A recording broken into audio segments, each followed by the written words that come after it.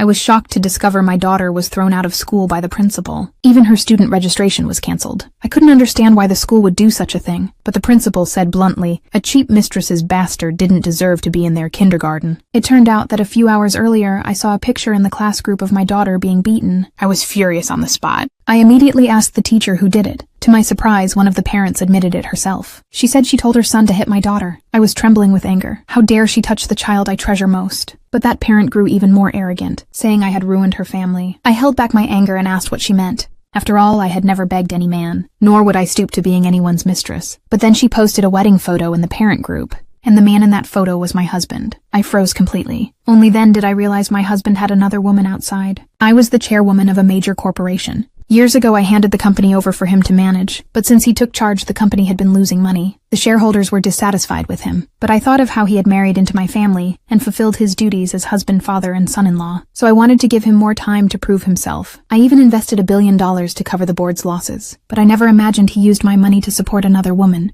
I immediately called my assistant, told him to investigate my husband at once. If he truly had another family outside, I would make them pay the price. Then I rushed to the school for answers. But the teacher publicly declared that my daughter had been expelled. Hearing that, I let out a cold laugh. My child was beaten at school, yet instead of seeking justice, they kicked her out. The teacher ignored me completely, arrogantly saying their school was a prestigious kindergarten. All the children there came from wealthy families, but my daughter was just an illegitimate child. Keeping her would stain the school's reputation. I immediately told her she should learn who the real mistress was. At that moment, the other parent noticed the luxury car parked nearby. She thought I had bought it with her husband's money. Enraged, she grabbed a worker's paint can and sprayed the words, "Mistress deserves to die," on the car. I simply stared at her coldly, because I knew the more arrogant she was now, the harder she would fall later. But she still didn't stop. She kept smashing things around the place, and tore apart a $300 million painting I had just purchased. Seeing that, I reminded her she'd better be ready to pay for it later. Then I turned and asked the teacher where my daughter was, and saw the principal throw my child to the ground. I rushed forward and held her in my arms. After calming her down, I glared at the principal furiously, but instead of apologizing, he sneered, saying their school didn't need people of low status. He even tried to please that parent, hoping she'd convince her husband to invest in the school. That parent grew even more smug, mocked me for being inferior, told me to leave at once. She even stopped my daughter from going to see her father. When my daughter insisted on going to find her dad, she couldn't hold back and called my husband. The moment everyone saw it, they panicked instantly. They tried to throw us out, but right then my husband arrived at the kindergarten.